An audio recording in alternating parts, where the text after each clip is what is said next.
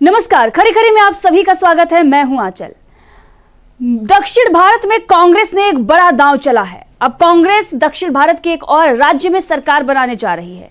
कांग्रेस की तरफ से किस तरीके का दांव चला गया हो और किस तरीके से दक्षिण भारत में कांग्रेस एक तरफ मजबूत हो रही है, तो वहीं दूसरी तरफ अगर देखा जाए तो बीजेपी के लिए सारे रास्ते दक्षिण में बंद हो गए हैं।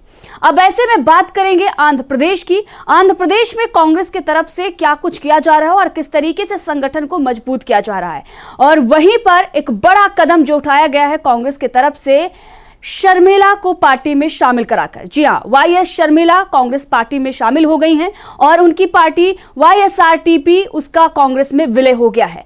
अब ये माना जा रहा है कि दक्षिण भारत की राजनीति में यह बेहद अहम कदम है और कांग्रेस कर्नाटक तेलंगाना के बाद आंध्र प्रदेश में भी सरकार बनाने जा रही है। और शर्मिला का कांग्रेस में आना कांग्रेस को कितना मजबूती दे रहा है, इसका अंदाजा आप इसी बात से लगा सकते हैं कि शर्मिला के भाई जो कि इस वक्त मौजूदा सीएम है आंध्र प्रदेश के, जगन मोहन रेड्डी, उनका भी बयान आना शुरू हो गया है कि अपने आप को मजबूत करने के लिए परिवारों को तोड़ रही है, राजनीति करने के लिए कांग्रेस परिवार को तोड़ रही है। एक तरीके से बौखलाहट जो है वो साफ दिखाई दे रही है जगन मोहन रेड्डी की। और खबरें तो ये भी चल रही हैं कि विधायकों ने भी मिलना शुरू कर दिया है शर्मिला से।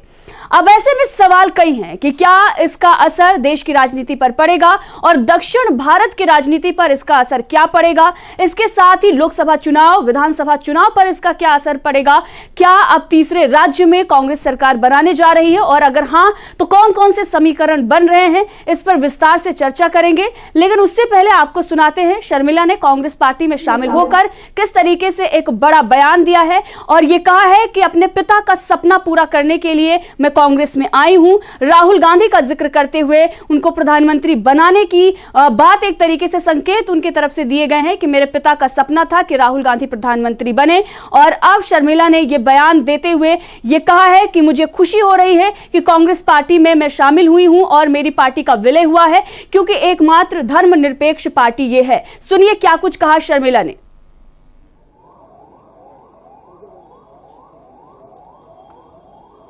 Today, is this too loud? Today, I am very happy to be merging YSR Telangana Party into the Congress Party. It gives me immense joy that the YSR Telangana Party is going to be a part of the Indian National Congress from today onward. That YSR Telangana Party is not going to be separate anymore from the Congress Party gives me great delight. तो सुना आपने YS Sharmila को, किस तरीके से उन्होंने कहा कि खुशी हुई मुझे कांग्रेस पार्टी में आकर और मेरे पार्टी का विलय कांग्रेस पार्टी में हो रहा है। इसके साथ ही राहुल गांधी को लेकर भी उन्होंने बयान दिया कि राहुल गांधी को प्रधानमंत्री बनाने का सपना मेरे पिता ने देखा था और मैं अपने पिता के सपने को पूरा करने आई हूं। इस तरीके से उनके द्वारा यह बयान दिया गया है। वहीं दूसरी तरफ सोनिया गांधी के साथ भी उनकी तस्वीरें आई कि जैसे ही कांग्रेस पार्टी में वो शामिल हुई उसके बाद सोनिया गांधी से उन्होंने मुलाकात की है। अब ये जो कदम कांग्रेस की तरफ से उठाया गया है, किस तरीके से एक बड़ा झटका जो है जगन मोहन रेड्डी को आंध्र प्रदेश में दिया जा रहा है, तमाम समीकरण वहां पर बन रहे हैं, कई और भी जो पार्टियां हैं वो कांग्रेस के साथ आ रही हैं और यह संकेत मिल रहा है कि आंध्र प्रदेश में भी कांग्रेस की सरकार बनने जा रही है, कांग्रेस वहां पर मजबूत हो रही है। इसीलिए तमाम पार्टियां कांग्रेस के साथ आ रही हैं और वहीं पर जो मौजूदा सरकार है वो किस तरीके से घबराई हुई है। अब तमाम सवाल जो खड़े हो रहे हैं लोकसभा चुनाव, विधानसभा चुनाव को लेकर, देश की राजनीति और दक्षिण भारत की राजनीति को लेकर, इस पर विस्तार से चर्चा करने के लिए हमारे साथ जुड़ गए हैं हमारे पॉलिटिकल एडिटर डॉक्टर दीपक पाचपोर जी, आपका बहुत बहुत स्वागत है। और हमारे ऑनलाइन एडिटर अमलिंदु उपाध्याय जी, आपका बहुत बहुत स्वागत है जी। अमलिंदु जी, जिस तरीके से वाईएस शर्मिला कांग्रेस पार्टी में शामिल हुई हैं और दक्षिण भारत की राजनीति में बताया जा रहा है बड़ा कदम कांग्रेस ने खेला, किस तरीके से एक बड़ा दांव जो है वो कांग्रेस की तरफ से खेला गया है। दक्षिण की राजनीति जो है वो साधने की कोशिश अब कांग्रेस कर रही है। 2 राज्यों में उसकी सरकार है और तीसरे राज्य में सरकार बनाने के बाद क्या अब वो पूरे दक्षिण भारत की राजनीति को किस तरीके से पूरे देश के लिए ये दिखाना चाह रही है कि दक्षिण में सिर्फ कांग्रेस का दबदबा है? देखिए, कर्नाटक और तेलंगाना के बाद कांग्रेस का उत्साह जो है वो दक्षिण को लेकर के खासतौर से बहुत ज़्यादा है। और उनके जो उप मुख्यमंत्री हैं कर्नाटक के DK शिव कुमार, वो इसमें एक बहुत महत्वपूर्ण भूमिका निभा रहे हैं। और तेलंगाना की जीत ने खासतौर से कांग्रेस के लिए एक अच्छा रास्ता जो है वो दक्षिण के लिए एक तरीके से कहा जाए वो खोल दिया है। राहुल गांधी की जो भारत जोड़ो यात्रा हुई थी उसने दक्षिण में एक लंबा समय निकाला था और दक्षिण से ही उसकी शुरुआत हुई थी। तो राहुल गांधी की भारत जोड़ो यात्रा ने इसके लिए एक जो थी वो ज़मीन तैयार की कांग्रेस के लिए दक्षिण में अच्छे तरीके से, कि दक्षिण में कांग्रेस जो है वो आगे बढ़े, इसकी ज़मीन तैयार की राहुल गांधी की भारत जोड़ो यात्रा ने। और उस पर काम किया DK शिव कुमार ने, और तेलंगाना में काम किया उस पर रेवंत रेड्डी ने। और दोनों जगह परिणाम जो है वो कांग्रेस के पक्ष में आए हैं, और अच्छे परिणाम जो है कांग्रेस के पक्ष में आए हैं। यहाँ तक कि जो कर्नाटक में तो भारतीय जनता पार्टी से सरकार कांग्रेस ने छीनी है। और सबसे बड़ी बात यह है कि जो तेलंगाना में कांग्रेस ने सरकार बनाई है वो एक क्षेत्रीय दल BRS को हरा करके बनाई है। जो BRS जो था वो जिसका गठन ही तेलंगाना को अलग राज्य बनाने के नाम पे हुआ था। TDP से अलग होकर के चंद्रशेखर राव ने थी वो TRS बनाई थी, और तेलंगाना राज्य आंदोलन के लिए तो उसमें उनकी बड़ी महत्वपूर्ण भूमिका समझी जा सकती है।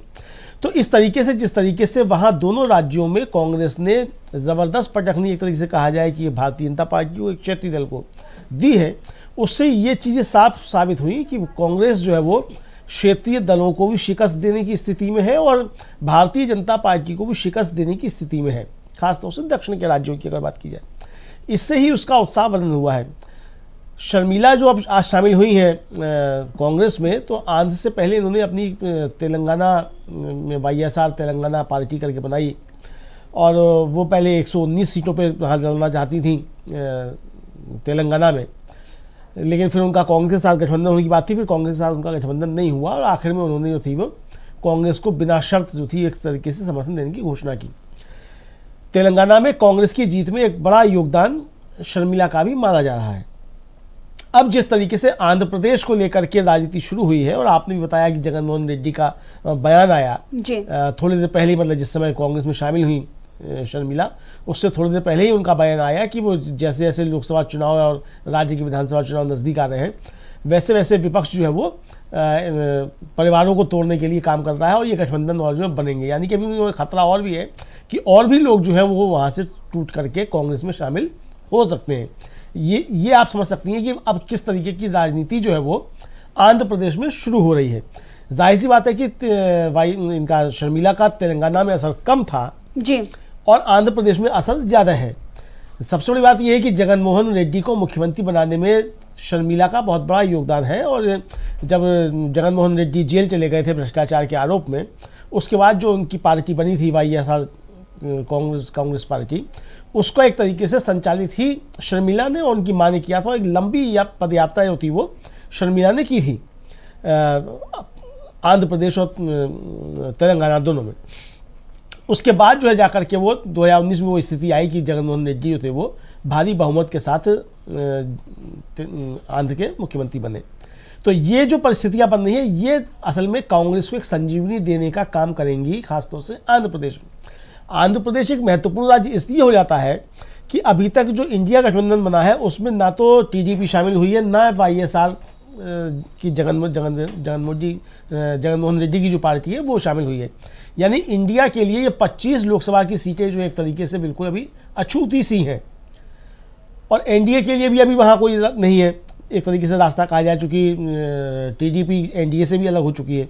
तो ऐसे में अगर कांग्रेस वहाँ बढ़ती है और कांग्रेस को एक उम्मीद की किरण दिखाई पड़ती है, तो ये एक तरीके से कहा जाए कि इंडिया गठबंधन के लिए दक्षिण में एक बड़ी कामयाब रणनीति होगी। तब दक्षिण से ही अकेला इंडिया गठबंधन जो है वो 150 से ज़्यादा सीटें, लगभग 170 सीटें जो है लेकर के दक्षिण से ही इंडिया गठबंधन आएगा। फिर उत्तर भारत में उसको सिर्फ 100 सीटें हासिल करने की आवश्यकता रह जाएगी सरकार बनाने के लिए।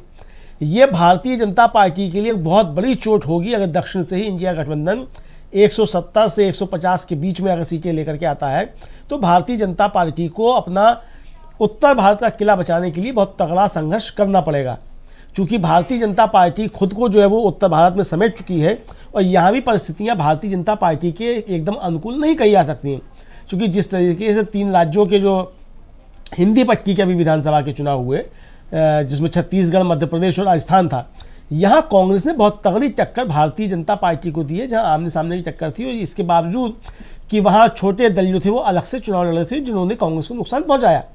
तो ऐसी स्थिति में भारतीय जनता पार्टी के सामने उत्तर के अपने किले को बचाना भी बहुत मुश्किल हो जाएगा। और राहुल गांधी की जो भारत न्याय यात्रा शुरू हो रही है वो एक लंबा समय उत्तर भारत में गुजारेगी जी। तो ये भी जो भारतीय जनता पार्टी को लंबा डेंट करेगी। तो इसलिए आज वाईएस शर्मिला का कांग्रेस में शामिल होना एक तरीके से कहा जाए कांग्रेस की राजनीति के लिए एक बहुत महत्वपूर्ण कदम है। कांग्रेस को एक अच्छा बूस्ट मिल सकता है दक्षिण की राजनीति में, और आंध्र प्रदेश में वहाँ सरकार भी जो बनाने की स्थिति में कांग्रेस पहुँच सकती है। हो सकता है वहाँ टीडीपी से उनके साथ समझौता हो, और लोकसभा की सीटों में भी कांग्रेस को वहाँ एक अच्छी बढ़त वहाँ अब मिल सकती है, क्योंकि अब एक करिश्माई नेतृत्व, स्थानीय नेतृत्व वहाँ का जो है वो कांग्रेस के पास है। और कांग्रेस को अब ये नहीं कहा जाता कि आंध्र में उसके पास कोई चेहरा नहीं है। तो अब ये वहाँ एक अच्छा जो है कांग्रेस के लिए स्थिति हो सकती है। और ख़ासतौर से मैंने जो कहा कि दक्षिण की महत्वपूर्ण भूमिका इंडिया गठबंधन को दिल्ली में लाने के लिए होने जा रही है, इस लिहाज से भी आंध्र की इस राजनीति में वाईएस शर्मिला का कांग्रेस में शामिल होना कांग्रेस के लिए एक बहुत बड़ी ताकत प्रदान करेगा, इंडिया गठबंधन को भी बड़ी ताकत प्रदान करेगा। अच्छा जी अमलेंदु जी। दीपक जी, यहाँ पर आपसे एक सवाल कि शर्मिला जो कांग्रेस में शामिल हुई है, पार्टी का विलय भी हुआ है, देश की राजनीति पर इसका क्या असर पड़ेगा?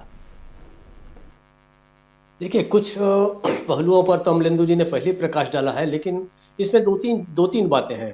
पहली बात तो यह है कि ये बहुत सम्मानित महिला है इस नाते कि एक तो जो पूर्व मुख्यमंत्री थे वाईएस राजशेखर रेड्डी, उनकी ये बेटी है और जगन मोहन रेड्डी की बहन है।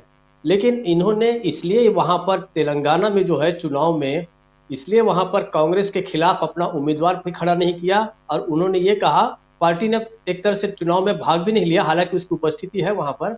उन्होंने कहा कि इससे मत का विभाजन हो जाता, और मत विभाजन होने से जो है कांग्रेस जो है उस कांग्रेस की पराजय हो सकती थी, इसलिए उन्होंने वहाँ पर चुनाव नहीं लड़ा था। और एक तरह से अप्रत्यक्ष रूप से वहाँ पर कांग्रेस को जीतने में तेलंगाना में इन्होंने मदद की थी।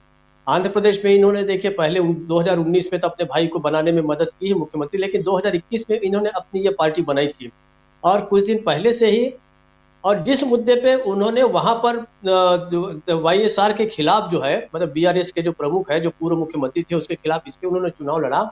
उन्होंने कहा था कि ये बहुत ही भ्रष्ट सरकार है। और भ्रष्ट सरकार में दूसरी तरफ आप देखिए कि उनके अपने भाई जो है जगन मोहन रेड्डी, उनका भी रिकॉर्ड इस तरीके से बहुत अच्छा नहीं माना जाता। ऐसा नहीं माना जाता कि कोई ईमानदार नेता है या कोई ये है। इसका मतलब है कि अगर उन्हें ईमानदार पार्टी की तलाश है तो उनकी तलाश जो है वो कांग्रेस में जाकर खत्म होती है। तो कांग्रेस को एक तरफ से जो क्रेडेंशियल जो है उसका बेहतर कर रही है, ये बता रही है कि अगर आप बेईमान हैं तो आपके लिए एक बहुत बड़ा दूसरी पार्टी है, गठबंधन है बहुत बड़ा, जिसको एनडीए भी कहा जा सकता है। वहां आप जाएंगे तो आपका बचाव भी हो सकता है। और दूसरा, जिस तरीके से भारतीय जनता पार्टी की केंद्र सरकार का रवैया है कि वो भ्रष्टाचार में डूबे किसी भी व्यक्ति को केवल टारगेट नहीं करते, उनके परिवारजनों को भी करते हैं। तो आप सोचिए कि शर्मिला ने कितना बड़ा रिस्क लिया है, कितना बड़ा खतरा लिया है कांग्रेस में जाके। लेकिन उन्होंने एनडीए में जाने की बजाय या कहीं और जाने की बजाय इसमें आई है। दूसरी और महत्वपूर्ण बात, बहुत सारे लोगों ने कांग्रेस को समर्थन तो दिया है और उसी के बल पे इंडिया गठबंधन बना है, लेकिन बहुत लंबे समय के बाद कोई पार्टी जो है पूरी की पूरी तरीके से उसका विलय हो गया। उन्होंने अपनी पार्टी को पूर्णतः समाप्त कर दिया। ये एक बहुत बड़ा डेवलपमेंट मैं देखता हूँ कि अपनी पार्टी को ही समाप्त कर देना, अपना नाम खत्म कर देना, अपना झंडा, अपना चुनाव चिन्ह, अपना सारा कुछ खत्म करके जो आइडेंटिटी है पार्टी की, उसका उन्होंने विलय कर दिया और कांग्रेस में शामिल हो गई।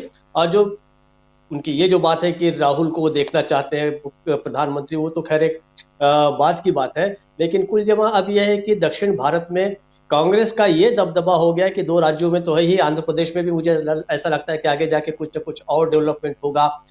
हो सकता है कि कुछ और लोग शामिल हुए जो इस समय से वहां के सत्ता दल में जो जगन मोहन रेड्डी के साथ हैं, कुछ राजनीतिक परिवर्तन वहां हो सकता है। लेकिन अगर नहीं भी हुआ तो भी शर्मिला की उपस्थिति में पूरा का पूरा एक पार्टी का विलय होकर कांग्रेस में आना, ये वहां पर लोगों के बीच बहुत बड़ा प्रभाव डालेगा। जैसा कि हम जानते हैं कि दक्षिण भारत में निश्चित रूप से सभी राज्यों में कांग्रेस को लेकर बहुत एक अच्छी भावना है। कारण यह है कि एक तो वहां के जितने राज्य हैं वो अपने जो प्रादेशिक अस्मिता है जिसको हम स्टेट या रीजनल आइडेंटिटी है उसको सबके सब बचा के रखना चाहते हैं। वैसे तो सारे देश में एक तरह का इस तरीके का माहौल होता है, लेकिन दक्षिण भारत में कुछ ज़्यादा स्ट्रांग है। इसलिए आप देखिए कि जितने भी वहाँ पर ज़्यादातर जो अभी लंबे समय के बाद वहाँ कांग्रेस की सरकार आई है, वरना जितने भी वहाँ पे राज्य हैं ज़्यादातर आप देखिए कि वहाँ पर कोई ना कोई ऐसी पार्टी है कि जो जैसे तेलुगु देशम हो गया या डीएमके हो गया, एआईडीएमके हो गई या बीआरएस होगा, ये सारे के सारे पर्सनल आइडेंटिटी या एक तरह से प्रादेशिक अस्मिता पर ये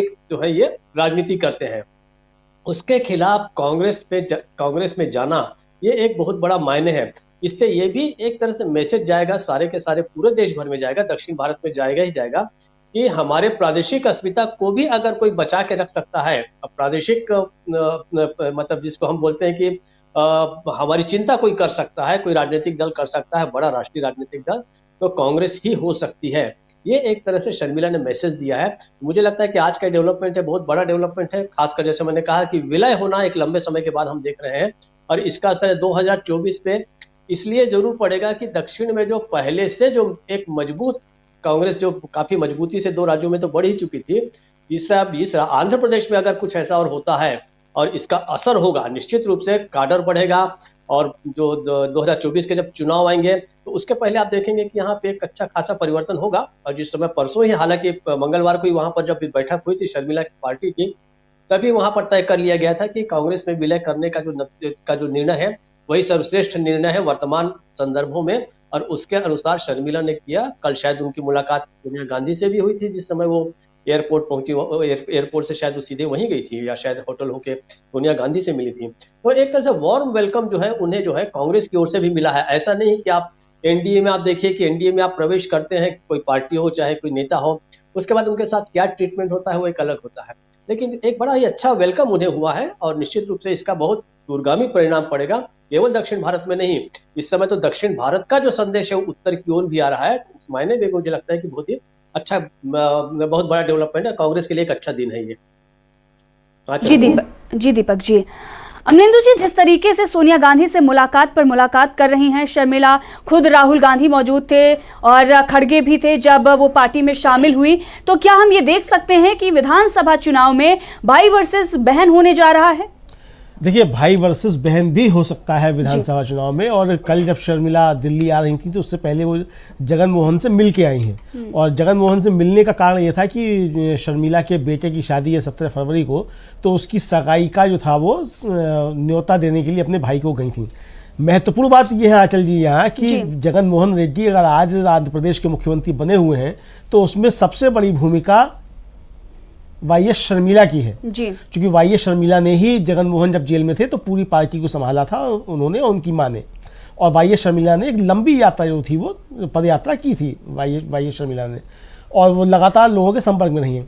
महत्वपूर्ण बात यह है कि जैसा दीपक जी ने भी कहा कि जब तेलंगाना में लड़ने के लिए शर्मिला गई तो उन्होंने कहा कि ये भ्रष्ट सरकार है, केसीआर की सरकार के लिए उन्होंने कहा। और वहाँ उन्होंने आंदोलन भी किए, उनकी कई गिरफ्तारियां भी हुई वहाँ। और ये था कि कार में बैठी हुई थी, कार में बैठी हुई को ही क्रेन से उठा करके पुलिस ले गई थी शर्मिला को, ये तक भी हुआ। तो यानी इतना वहाँ संघर्ष करने के बाद अगर वो वहाँ से बैक हुई तो इसका मतलब शर्मिला के मन में ये बात पहले से थी कि किसी भी तरीके से मतों का बंटवारा नहीं होने देना है जी। और इसीलिए इतना संघर्ष करने के बाद शर्मिला जो थी वो तेलंगाना में बैक हो गई और वहाँ उन्होंने अपनी पार्टी का कोई भी प्रत्याशी नहीं लड़ाया। आज जब वो शामिल हुई हैं तो आंध्र प्रदेश को कांग्रेस के लिए एक नई, कहा जाए, सुबह की तरीके से देखा जा रहा है और इसके दूरगामी परिणाम होंगे। ये सिर्फ एक पार्टी का मर्जर ही नहीं है कांग्रेस के अंदर, इसका आगे चल के क्या असर होगा आप ये देखिए। आज कांग्रेस से अलग हुए तमाम जो दल हैं वो आप देखिए, चाहे वो एनसीपी हो वो भी कांग्रेस से अलग हुई है, वाईएसआरपी है वो भी कांग्रेस से अलग हुई, टीएमसी है वो भी कांग्रेस से अलग हुई। तो इस तरीके की तमाम दल जो कांग्रेस से अलग हुए और जहां अब उनकी नई लीडरशिप आ गई है, तो वो नई लीडरशिप कांग्रेस को अब किस तरीके से देख रही है, आप इसको भी इस तरीके से देखिए। कल को हो सकता है कि सुप्रिया सुले जो है वो भी इसी तरीके से अपनी पार्टी का मर्जर कर दे कांग्रेस के अंदर। हो सकता है कल को अभिषेक बनर्जी भी इस तरीके से मर्जर कर दे कांग्रेस के अंदर। यानी ये कांग्रेस परिवार की एकजुटता जो है उसकी तरफ भी अब ये इशारा कर रही है कि कांग्रेस परिवार भी अब एकजुट हो रहा है, वो चाहे कितने भी धड़ों में बटा हुआ हो। जबकि भारतीय जनता पार्टी के साथ क्या है कि भारतीय जनता पार्टी ने इधर उधर से इकट्ठे तो कर लिए हैं लोग, एनडीए के उसमें, लेकिन वो ऐसे दल हैं जो कहीं अभी तक या तो चुनाव नहीं लड़े और लड़ाई में तो उनकी बहुत सीमित उपस्थिति है। तो ये अंतर जो है मुझे लगता है ये काफ़ी जो है वो देखने वाली चीज़ है कि किस तरीके से कांग्रेस आगे चल करके एकजुट होती है और कांग्रेस के लिए किस तरीके से ये जो है एक सर्वाइवल जो है वो अब आप देख सकते हैं पूरे देश भर के अंदर इस तरीके से हो सकता है। एक नए समीकरण बन रहे हैं। दूसरा, चूंकि आंध्र प्रदेश में इसी समय चुनाव है और शर्मिला की छवि जगन मोहन के उलट है एकदम। जगन मोहन के ऊपर जो है वो भ्रष्टाचार के तमाम आरोप पहले से रहे हैं और जगन मोहन को जो कांग्रेस का सिंपैथाइजर है वो पसंद नहीं करता एक तरीके से।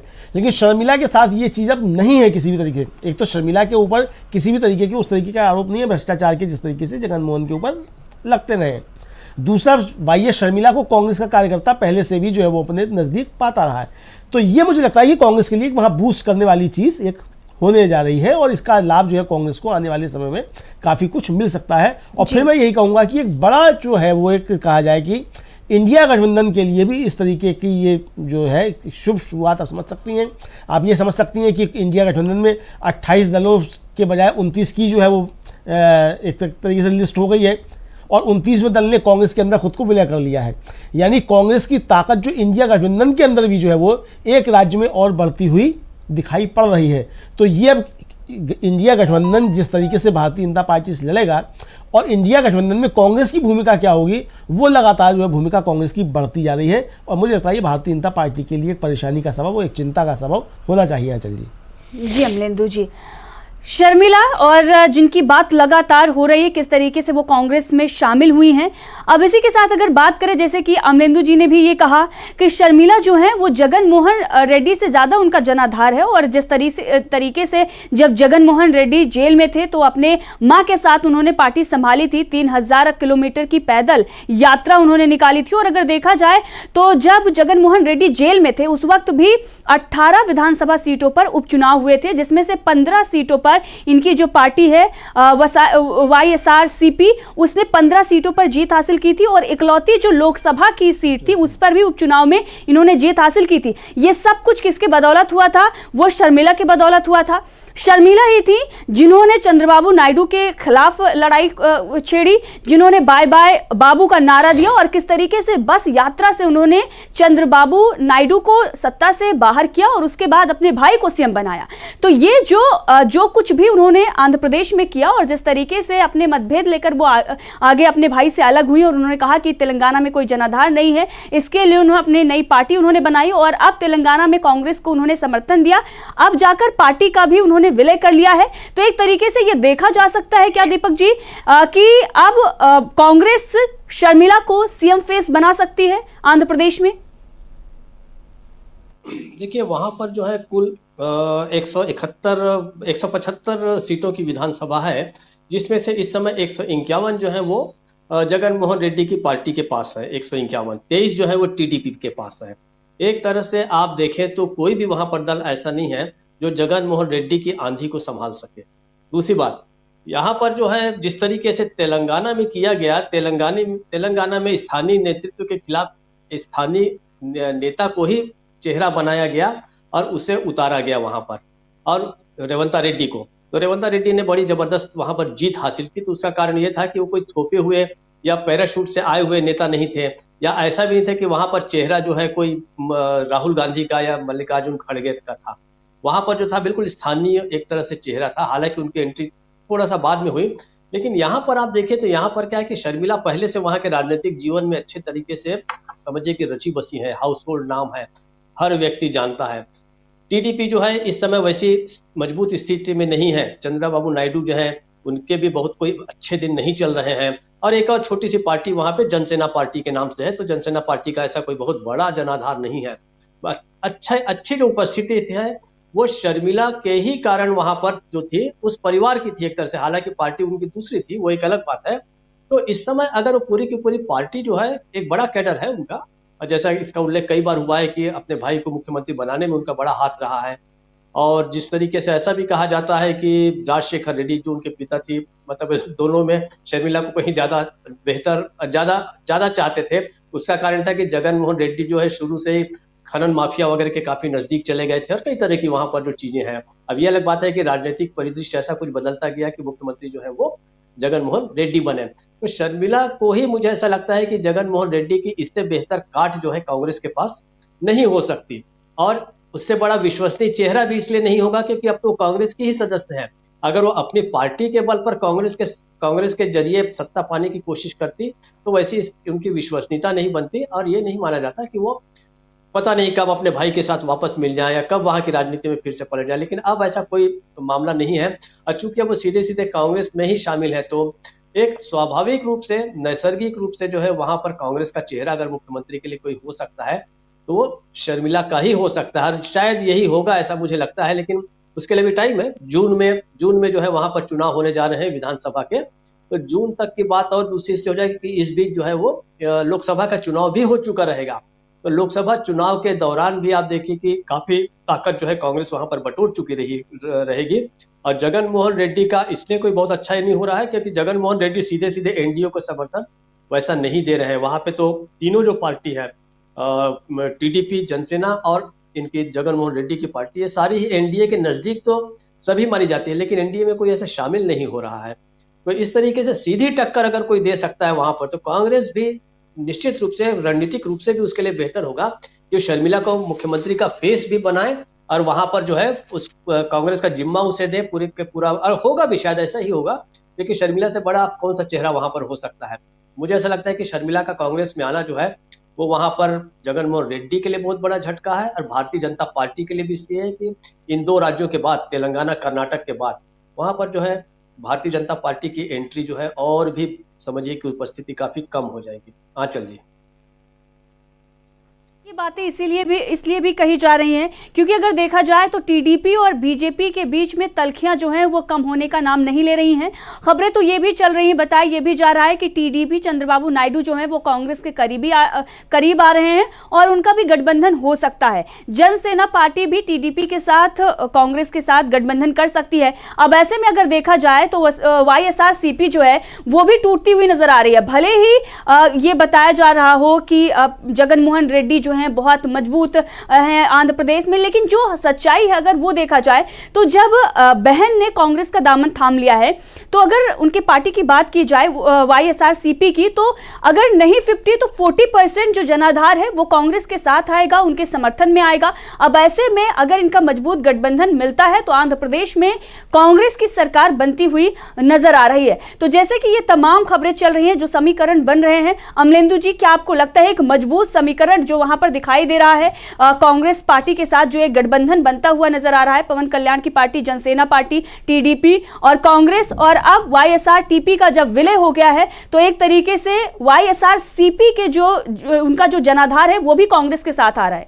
देखिए, एक वहाँ बीटेक रवि के नाम से एक बड़े नेता समझे जाने जाते हैं, MLC हैं वो उन्होंने अभी उनका बयान आया था कि वो शर्मिला के साथ जो है वो जा रहे हैं, एक तरीके से कहा जाए, और कुछ एक विधायकों ने भी और जो है जो YRCP के उन्होंने शर्मिला के साथ मुलाकात करी। और ये मैंने आपको बता ही दिया कि जगन मोहन से मिलकर अभी आई शर्मिला भी और उनको न्योता देकर के आई। अब जो परिस्थितियां बन रही हैं उसमें वहाँ आपने बिल्कुल सही कहा कि वहाँ एक गठबंधन जो है वो कांग्रेस, टीडीपी और जनसेना का बन रहा है।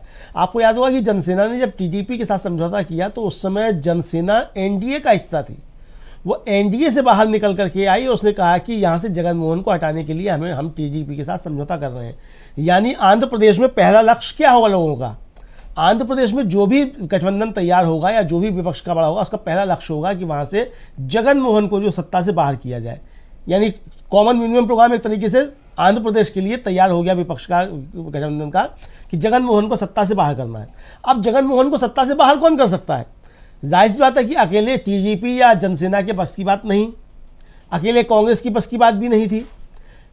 इसीलिए YSTP का कांग्रेस के अंदर विलय जो है, ये बड़ी घटना जो है वो आंध्र प्रदेश की राजनीति में अब होने जा रही है। कांग्रेस अब वहाँ सबसे बड़े एक तरीके से कहा जाए कि दल के रूप में अब वहाँ होगी जिसका ज़्यादा जनाधार होगा। अभी आपको याद होगा कि क्रिसमस का जब था समय तो YS शर्मिला ने जो चंद्रबाबू नायडू के बेटे हैं नारा लोकेश, उनको जो थे वो क्रिसमस के गिफ्ट भेजे और नारा लोकेश ने अपने ट्विटर हैंडल पे उसको पोस्ट किया, उस अपने जो भेजा था गिफ्ट भेजा था उसको, और गिफ्ट को पोस्ट करते हुए उन्होंने लिखा कृपया अद्भुत क्रिसमस उपहारों के लिए मेरा हार्दिक धन्यवाद स्वीकार करें। नारा परिवार आपको और आपके परिवार को मेरी क्रिसमस और नए साल की शुभकामनाएं देता है।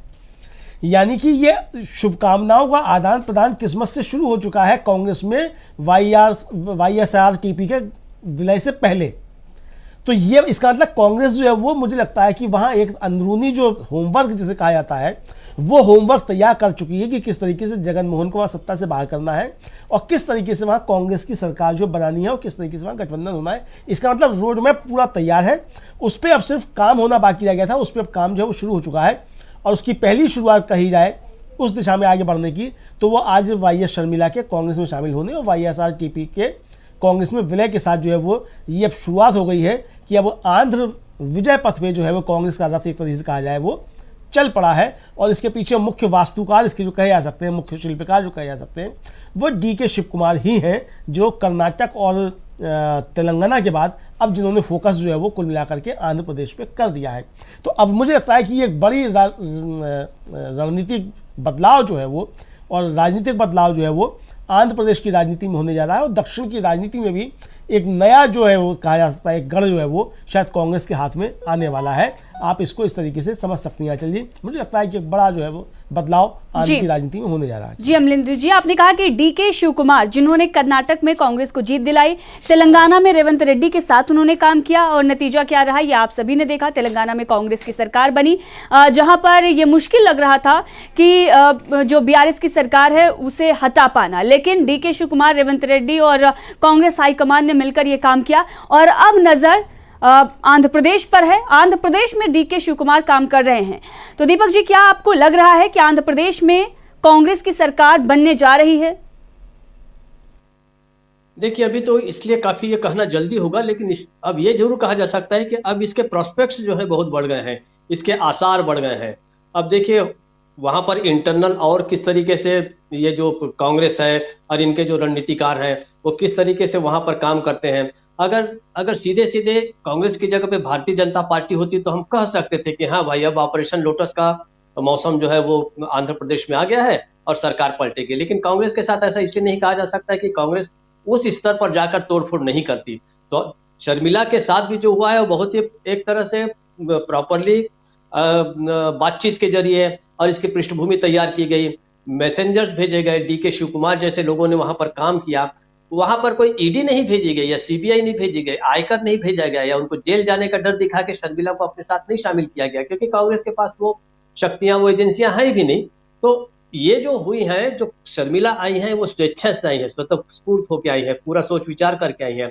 उन्हें पता है कि अपने अस्तित्व को बचाना, उसके अलावा जो भ्रष्टाचार अगर वहां से खत्म करना है उनके अपने राज्य से, उसी तरीके से जिस प्रकार से उनके पूर्व जो तेलंगाना जिसका हिस्सा था, पहले आंध्र प्रदेश का ही हिस्सा था, वहां पर जिस प्रकार से उनकी इच्छा रही है। और देखिए कितनी बड़ी बात है कि उन्होंने भ्रष्टाचार के खिलाफ बाकायदे लड़ाई करने के लिए अब खुद को चुनावी मैदान से विड्रॉ किया, नहीं तो वहां से वो भी चाहते थे तो 25-50-100 लोगों को खड़ा कर सकती थी अपने पार्टियों से, लेकिन उन्होंने वैसा नहीं किया। वहां पर अभी भी उनकी उपस्थिति है। ये अलग बात है कि अब वो आंध्र केंद्रित हो गई है, उनकी पार्टी आंध्र प्रदेश केंद्रित हो गई है।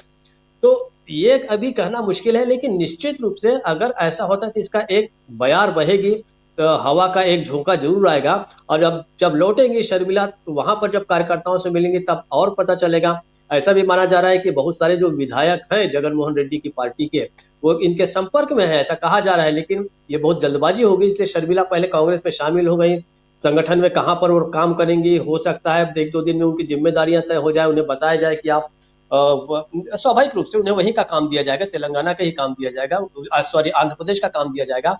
ऐसा है नहीं कि उन्हें वहां से हटा के आप कहीं पे उत्तर भारत में कोई उनको जिम्मेदारियां देंगे। जिम्मेदारियां उसे वहीं मिलेगी और वहीं पे उन्हें आगे बढ़ना है। और वहीं पे संभवतः अगर होगा मुख्यमंत्री का चेहरा हो सकता है तो वहीं पर होगी। और अगर जून में होने वाले चुनाव में जीत जाती है पार्टी तो मुख्यमंत्री भी बनेंगी। लेकिन उसके लिए अभी इसलिए थोड़ा कहना मुश्किल है कि इस बीच लोकसभा का चुनाव किस तरीके के परिणाम लेके आता है, उसमें जगनमोहन रेड्डी की क्या भूमिका होगी ये भी देखना पड़ेगा।